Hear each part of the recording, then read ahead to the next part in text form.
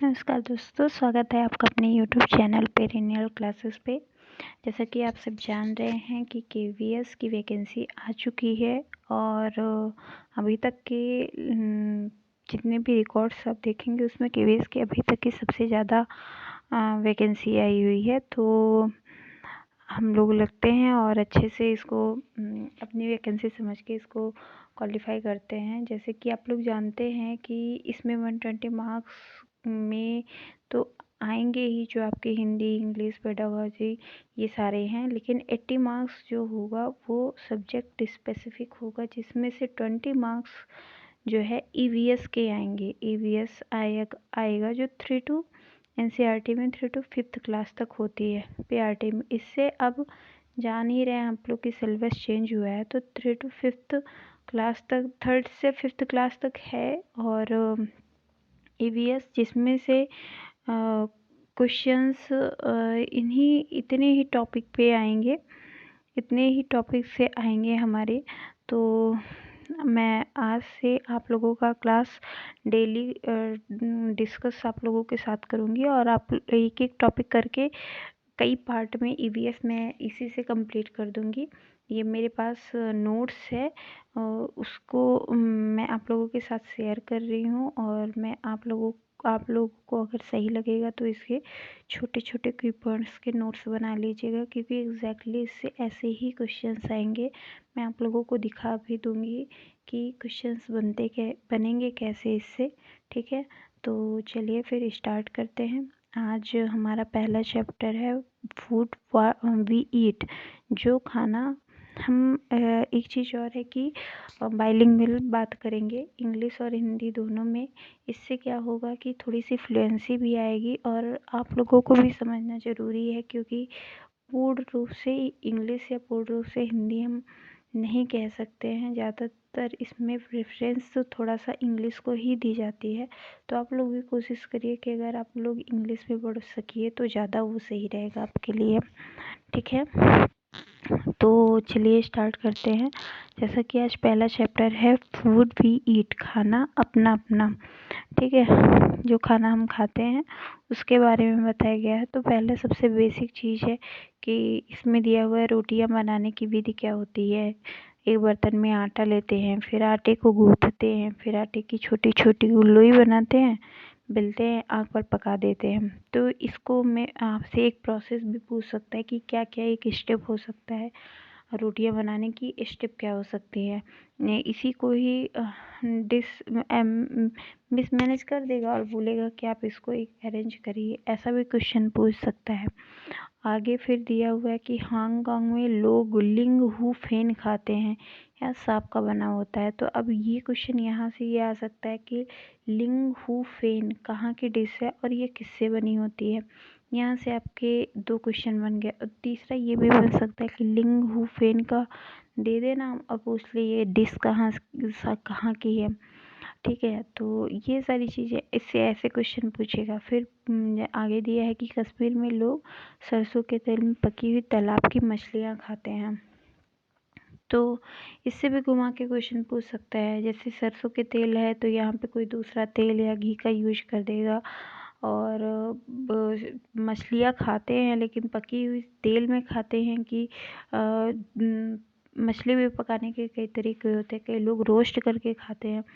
तो it's depend. और कश्मीर में लेकिन स्पेसिफिक कर दिया गया कि खाते हैं, तेल में तल के खाते हैं, वो भी सरसों के तेल में तल के खाते हैं। तो कहाँ के लोग ऐसी मछली खाना पसंद करते हैं, कश्मीर के लोग खाना पसंद करते हैं। गोवा में लोग नारियल के तेल में पकी हुई मछलियाँ खाते हैं। एक इससे आप थोड़ा सा कॉमन सेंस भी लगा सकते हैं। गोवा केरल के पास पड़ेगा तो उधर नारियल ज़्यादा होता है, नारियल के तेल ज़्यादा इजीली अवेलेबल होंगे, तो वहाँ के लोग पकी हुई मछलियाँ, नारियल के तेल में पकी हुई मछलियाँ खाते हैं।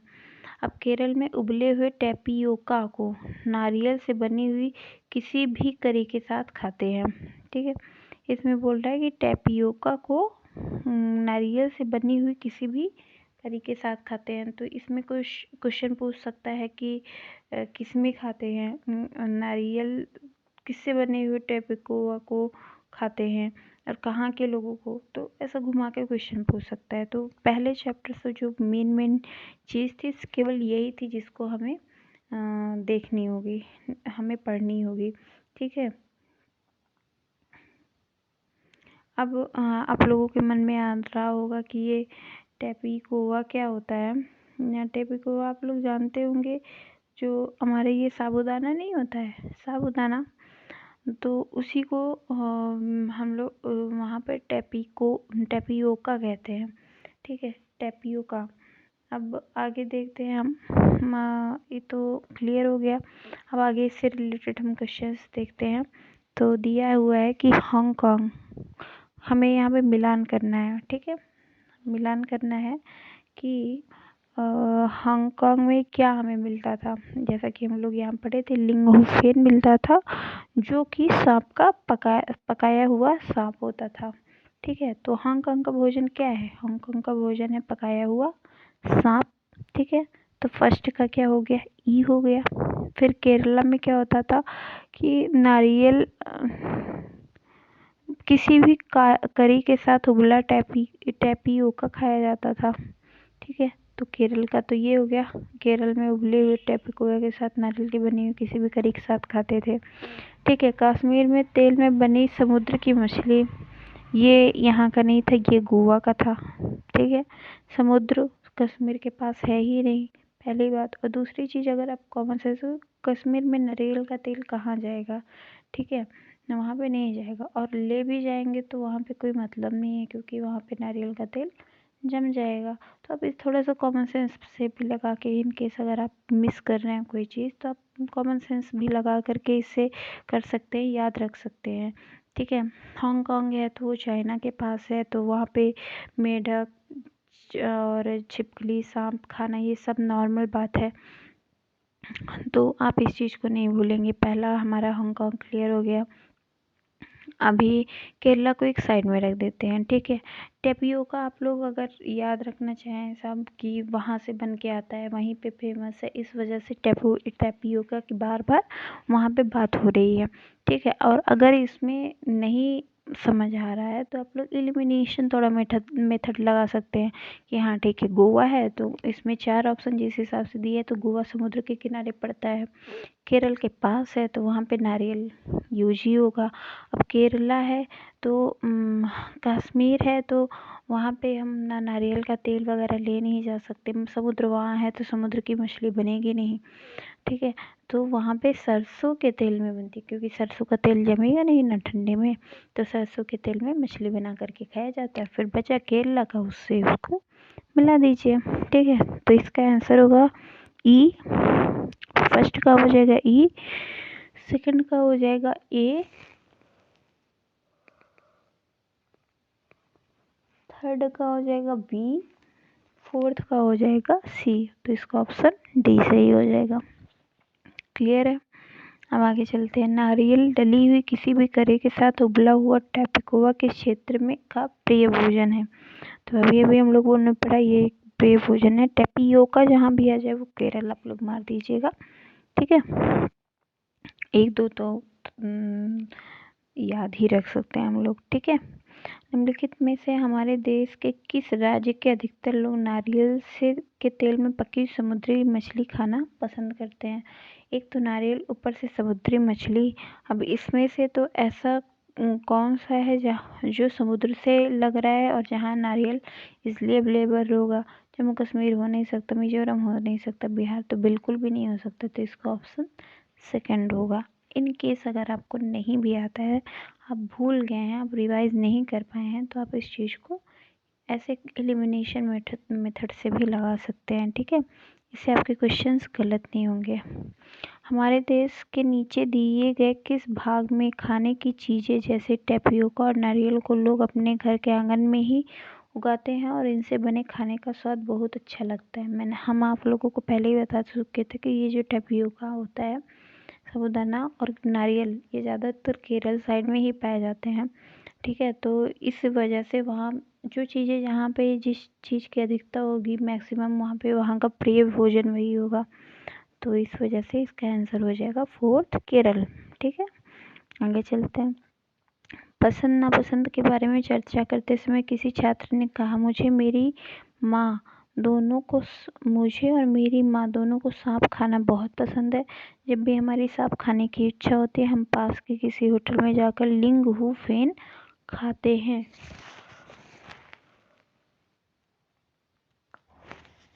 अभी हम लोगों ने पढ़ा था लिंग हु फेन। सांप खाते हैं। सांप कहाँ पे खाया जाता है? चाइना के आसपास क्षेत्रों में खाया जाता होगा तो हांगकांग हो गया। चाइनीज जैसे लोग दिखते होंगे, है ना? तो इसका आंसर हांगकांग हो जाएगा। तो आज जैसे कि टोटल आप लोगों के पास 32 ये हैं लेसन हैं और मैं इसे कोशिश करूँगी कि आप लोगों को मैं 10-12 दिन में इसे कंप्लीट कर दूँ। जैसे आप लोग खुद से भी एक बार रिवीजन कर लीजिए। इसकी छोटे छोटे नोट्स बना लीजिए। जैसे हांगकांग लिख के सांप का लिंग हु फेन, ऐसा ऐसा छोटी छोटी नोट्स बनाने की कोशिश करिए। एग्ज़ाम में जाते समय आप लोगों को रिवीजन करने में बहुत सही पड़ेगा। ठीक है, तो मैं जल्दी से जल्दी कोशिश करूँगी कि आप लोगों का रिवीजन करा दूँ, जिससे आप लोग भी PDF बना करके इसको तैयार कर लें। और अगर आज का ये सेशन आप लोगों को अच्छा लगा होगा तभी मैं आगे प्रोसीड करूँगी, तभी मैं आगे क्लासेस लूँगी और पढ़ाऊँगी। अगर आप लोगों को अच्छा लगा हो तो ज़रूर कमेंट बॉक्स में कमेंट करिएगा। मेरे वीडियो को लाइक शेयर और सब्सक्राइब भी करिएगा और प्लीज़ अपनी पढ़ाई पे फोकस्ड रहिए। देखिए, वैकेंसी हर बार नहीं आती है। हम लोगों के पास अच्छा मौका है कि हाँ, हम इस चीज़ को निकाल सकते हैं, कर सकते हैं। इसको हम अपनी वैकेंसी मान करके, क्योंकि अब आप लोग तो समझ ही गए हैं कि गवर्नमेंट भी बच्चों के ही साथ खेलती है, उनके भविष्य के साथ। तो हमें जब मौका मिले हम कितनी अच्छी मेहनत कर दें कि निकल जाए। हमें ये नहीं देखना है कि नहीं इसमें नहीं हुआ, कोई दिक्कत नहीं, नेक्स्ट टाइम। रिस्पॉन्सिबल नहीं होना चाहिए। हमें अच्छे से अच्छी मेहनत करनी चाहिए आगे बढ़ने के लिए, क्योंकि अभी आप बहुत सी चीज़ें ऐसे संभालनी है, बहुत सी चीज़ें ऐसे देखनी है। अगर हम केवल इसी में रुक जाएंगे तो फिर बहुत सी चीज़ों से दूर हो जाएंगे। तो आप लोग भी बहुत अच्छे से कोशिश करिए, बहुत अच्छे से पढ़ाई करिए कि इसी वैकेंसी में आपका हो जाए। नहीं तो फिर आगे हम सब का हो जाए, नहीं तो फिर आगे वही होगा। फिर इतने साल वेट करो, फिर वैकेंसी, फिर नए बच्चे, फिर उसी हिसाब से कंपटीशन, फिर चीज़ें बहुत मुश्किल होती चली जाती हैं। आप लोग भी देख रहे होंगे आज से 2-3 साल पहले जैसा कंपटीशन था और आज का जो कंपटीशन है उसमें ज़मीन आसमान का फ़र्क है ना? तो उन सब चीज़ों को आप समझिए, समय की नज़ाकत क्या है, उन सब चीज़ों को समझते हुए अपनी मेहनत को इतना हार्डफुल बनाइए, इतना क्लीन बनाइए कि क्वेश्चन कैसे भी आए, घुमा फिरा के जैसे भी। अब 2018 का आप लोग पेपर देख ही रहे होंगे, उसका कंपैरेटिवली थोड़ा सा इस बार टफ भी आएगा। फॉर्म भी 10 लाख के ऊपर ही पड़ चुके हैं। तो हमें एक सेट पे लगभग 167-68 बच्चे, बहुत मैं मान लूँ तो ठीक है, मोटा मोटा मैं मान के चलती हूँ कि एक सेट पे 200 बच्चे फाइट कर रहे हैं ऑल ओवर इंडिया। तो हमें मेहनत उस हिसाब से करनी है कि हम 200 लोगों को कैसे पीछे कर सकें, ये हमारी कोशिश होनी चाहिए। देखिए, टॉप करना अलग बात होती है, लेकिन हमारी कोशिश तो ये हो ना कि हम एक सीट रिजर्व कर लें अपनी। इतनी तो मेहनत कर सकते हैं ना? तो आप लोग मेहनत करिए और अच्छे से मेहनत करिए, खुद को मोटिवेट रखिए। और इसका कोई भरोसा नहीं है, कभी भी एग्ज़ाम करा देता है। एग्ज़ाम बहुत जल्दी कराता है, ये आप लोग ये मत सोचिएगा बहुत ज़्यादा लेट। मैं ये भी नहीं कहूँगी कि फरवरी में ही करवा लेगा, लेकिन हाँ जल्दी ही करवाता है, जॉइनिंग भी जल्दी देता है। तो आप लोग कोशिश करिए, अपनी मेहनत करिए, अच्छे से करिए, जिससे कोई एक्सक्यूज़ेज़ ना रह जाए। और हाँ, अगर वीडियो ज़रूर, ये मेरी क्लास आप लोगों को पसंद है तो ज़रूर कमेंट में बताइएगा कि क्या मैं आगे के चैप्टर्स को आप लोगों के साथ प्रोसीड करूँ कि नहीं। ठीक है, फिर चलते हैं। आप लोग अच्छे से पढ़ाई करिए। रात के 12 बज चुके हैं, सॉरी 1 बज चुके हैं, आप लोग जैसा कि देख रहे हैं। और फिर ऐसे ही मेहनत करते रहेंगे हम और निकल जाएंगे फिर। ठीक है, तो इसी बात से मैं अपने वाणी को विराम देती हूँ और फिर आप लोग कमेंट में ज़रूर मुझे बताइएगा कि मेरा सेशन आप लोगों को कैसा लगा। तब तक के लिए धन्यवाद।